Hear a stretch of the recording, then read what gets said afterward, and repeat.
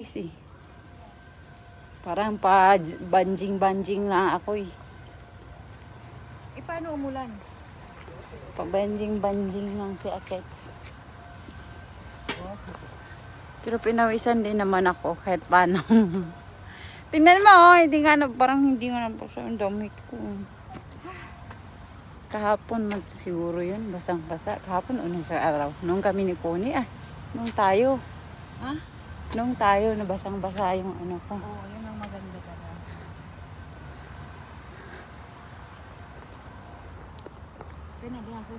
Pupunta niya sa ospital. Sabi ng doktor, na paano mata mo, anong ginawa mo? Dalawa lang yan. Either nanangati, kinamot mo ng kinamot, or you smoking too much. Oh? Oh, sabi ko totoo naman. Alam mo bakit, di ba? Alam mo yung sopa. Di ba? Nakaupo siya doon. Sinabi mo sana, siguraduhin mo lang na hindi ka magpabigat. Sinasabi ko sa inyo, may pamilya kayo, gaano kayo kabisi yan. Ang tatay ninyo hindi yan titira sa inyo. Titira yan sa sarili niyang bahay.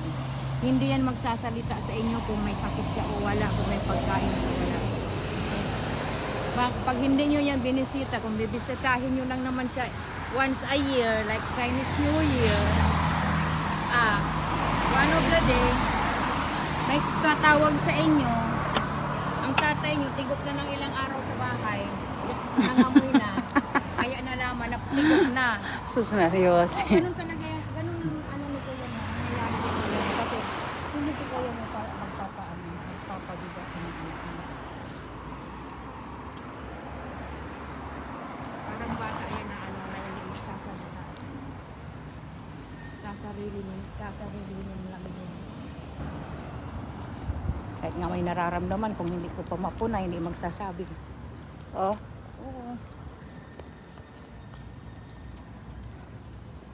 Hindi pala magmanya yan. Oo, hindi yan yung... Kaya yun ang... Ganon? Parang si kuya mo lang.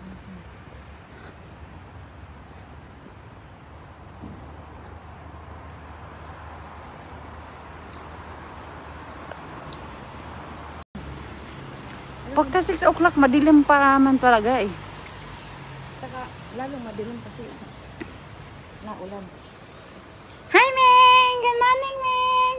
Kanina pinakain niya ng ano, ng lalaki. Ilang pusa, ang dami. 6 yung pinakain niya. Binigyan niya ng mga canned foods. Oh, talaga? 6. Dito? Oo, lalaki yun ang pakain doon. Doon naman sa kabila, ante ang nagpapakain ng mga pusa doon. Na pusa sa kanila, inano nila, nawala yung mga yung mga daga. Tapos, ano siya, binigyan siya ng blessing ng pusa. Kaya this year, hindi ako nakapagbigay ng pera sa anak kong bunso kasi nag-boom yung trabaho niya, sa trabaho niya talaga. Kaya mahal na yung mga pusa. Talaga? Oo, nanganak, nabuntis. Alaga niya. Kasi yun yung talaga nagbigay ng ano, ng swerte. Pumasok sa bahay nila eh. Isa lang. Tapos pinalabas nila, ayaw nang lumabas. Oo.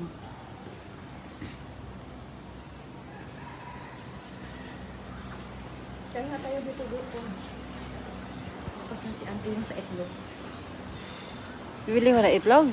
Ay, nako sa bahay. Ang isang tray, 1 linggo. Hindi pwede mawala ng itlog ang refrigerator ko. Kasi si Meme, Mahilig sa egg. lahat silang tamag-ama para silang ano. Oh, wala naman si auntie dito.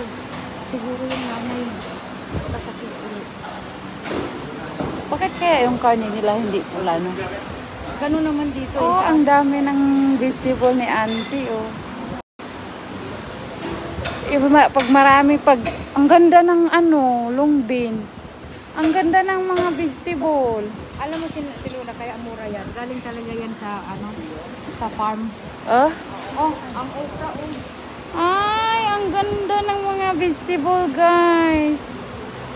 Sana all na lang. Yun daw, may balanghoy pa.